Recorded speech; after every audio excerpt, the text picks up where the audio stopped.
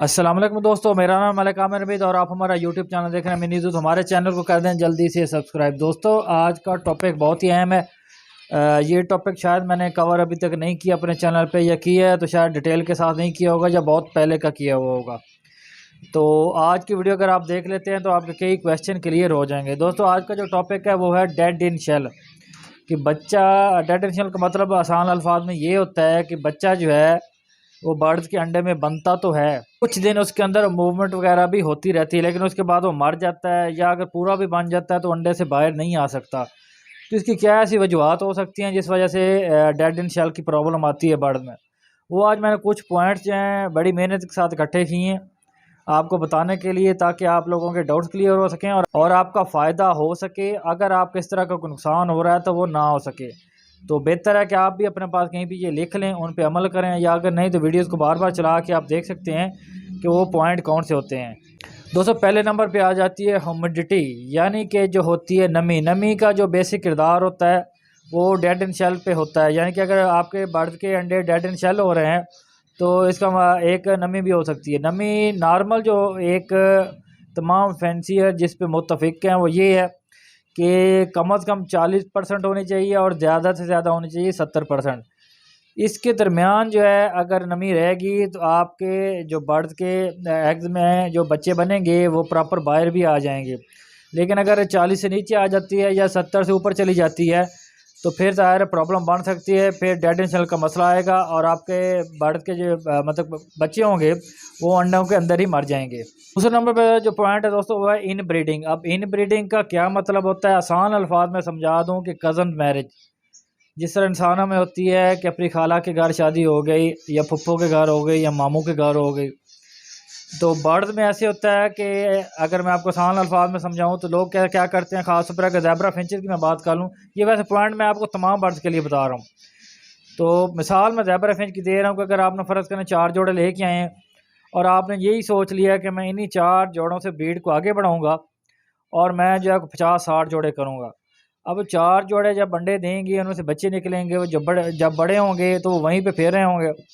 तो वो उनमें से कोई फ़ीमेल होगी तो अपने पेरेंट्स के साथ में, अब यानी कि मेल के साथ अपने फादर के साथ भी जो पेयर बना लेगी, और अगर कोई मेल होगा तो वो अपनी मदर के साथ पेयर बना लेगा, या बहन भाई आपस में बना लेंगे। यानी कि इस तरह के जो पेयर बनते रहते हैं, एक ही ब्रीड इकट्ठी करके आप उन्हीं से बढ़ाना अगर चाहते हैं तो ये पहले 2-3 जनरेशन तक चलें कर लें तो ये सारा कुछ सही चलता रहता है।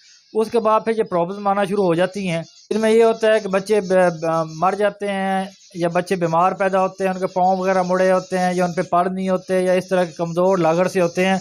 और उनमें एक बड़ी वजह ये भी होती है कि डेड इन शेल भी इसी वजह से ही होता है। तो हमेशा कोशिश करें कि चलें आपके पास कोई भी बर्ड है तो आप 3rd जनरेशन तक जो है उनसे ब्रीड ले लें। उसके बाद नए बर्ड ला के अपनी कॉलोनी के अंदर रखें, पुराने में से कोई सेल कर दें, उनकी जगह पे नई ब्लड लाइन कहीं से भी परचेज करके उनके अंदर ऐड करते रहें, ताकि आपके साथ ये डेड इन शेल का मसला ना हो। तो ये भी एक बहुत बड़ी इन ब्रीडिंग भी जो है वो बहुत बड़ी रीज़न है डेड इन शेल की। उसके बाद जो तीसरी प्रॉब्लम है वो ये है कि अक्सर लोगों को पता नहीं होता, जब बर्ड अंडे देते हैं तो तीसरे चौथे दिन से ही जो है वो कैंडलिंग शुरू कर देते हैं, यानी कि अंडे के अंडों को चेक करना शुरू कर लेते हैं कि यार बच्चे बने कि नहीं बने। तो पहले वो 4-5 दिन बाद चेक करते हैं, फिर 8-9 दिन बाद दोबारा करते हैं, फिर 12-13 दिन बाद करते हैं, यानी कि वो अक्सर 2-3 दिन बाद चेक करते रहते हैं कि अंडे के अंदर बच्चा बना है कि नहीं बना। बाद का तो खुद भी देखते हैं, अगर बच्चा बन गया हो तो घर वालों को भी दिखाते हैं, कोई दोस्तों को भी ला के दिखाते हैं, ये देखो जी हमारे बर्ड के अंडों के अंदर बच्चे बनना शुरू हो गए हैं। अब उसका नुकसान ये होता है कि जो बर्ड की अपनी मूवमेंट होती है एग्स के अंदर, जो अल्लाह कुदरती तौर पे उसने मूव करना होता है, उसको आप डिस्टर्ब कर देते हैं बार बार हाथ में पकड़ के। तो आप ये करें कि कोई भी आपके पास बर्ड है तो कम से कम 7 दिन बाद चेक करें, फिर 14 दिन बाद करें, और फिर 21 दिन बाद करें। मैक्सिमम 21-22 दिन के पीरियड होता है जो नॉर्मली घर में बर्ड रखे जाते हैं। तो आप कोशिश करें कि 7-7 दिन का गैप दें और जल्दी से देखें और जल्दी से रख दें, किसी और को ना दिखाएं और बार बार ना देखें, ताकि आपके बर्ड जो है उनके अंदर ये डेड इन शेल का प्रॉब्लम ना हो, कल को आपको परेशानी ना हो कि बच्चे क्यों नहीं निकल रहे हैं या बच्चे इसके अंदर क्यों मर गए हैं। तो इस चीज़ से बचें काइंडली।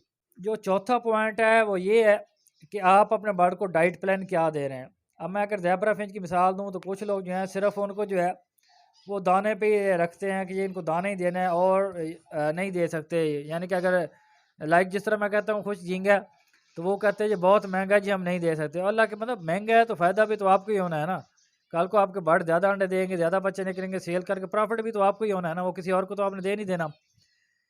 तो आप ये देखें कि आप अपने बर्ड को सॉफ्ट फूड दे रहे हैं, ग्रीन फूड दे रहे हैं, जो मल्टीविटामिन रिक्वायर्ड होते हैं वो दे रहे हैं। अगर वो आप नहीं दे रहे और सिर्फ कंगनी पे या दाने पे कोई भी बर्ड है आप उसको रख के और आप कहते हैं ब्रीड हमारे पास ऊपर टुपर हो जाए, तो ऐसा नहीं होता।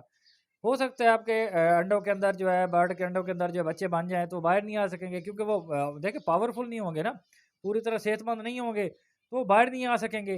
फिर डेड इन शेल हो जाएँगे, फिर आप परेशान होकर बैठ जाएँगे, तो हमारे तो बर्ड जो है वो ब्रीड ही नहीं कर रहे।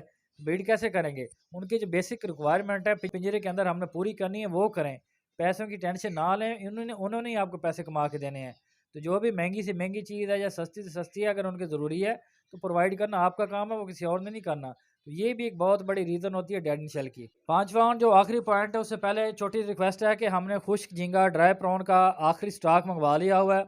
हमारे पास काफ़ी स्टॉक अवेलेबल है, जो दोस्त मांग रहे थे या जिनको चाहिए अभी ले लें, क्योंकि मैं तो बेसिकली गर्मियों में भी थोड़ा थोड़ा यूज़ करवाता हूँ। अगर गर्मियों में फ़र्ज़ कर सर्दियों में 1 किलो मैं इस्तेमाल करवा रहा हूँ अपने बर्ड को, तो गर्मियों में 1 पाव ज़रूर इस्तेमाल करवाता हूँ, गर्मियों में भी इनका फ़ायदा होता है। बहरहाल आखिरी स्टॉक आ चुका हो, इसके बाद मैं आपके लिए स्टॉक नहीं मंगवाऊँगा, सिर्फ मैं अपने लिए सेव रखूँगा। जिस बंदे को भी झींगा चाहिए, इस दिए गए नंबर पे हमसे व्हाट्सएप पे रब्ता करें, उनको बता दी जाएगी तमाम डिटेल। तो बेहतर है ये 2-3 महीने जो अगले हैं जनवरी फरवरी तक ये इस्तेमाल करवाएँ, ताकि आपके बर्ड सेव रहें, महफूज रहें और अच्छी अच्छी ब्रीडिंग करें। पैसे क्यों ना देखा करें। अगर आप ये ज़हन में है कि हमने प्रॉफिट कमाना है, तो ये भी ज़हन में रखें कि उनको लगाएँगे तो प्रॉफिट आएगा ना।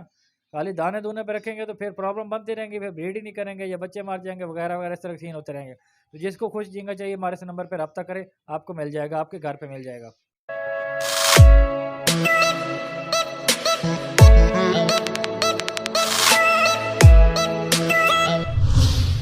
पाँचवाँ जो आखिरी पॉइंट है वो ये है कि जिन बर्ड्स की एज पूरी नहीं होती, अब हमें जो नया फैंसियर होता है उसको बेसिकली पता नहीं होता कि बर्ड कितनी एज में ब्रीड करता है।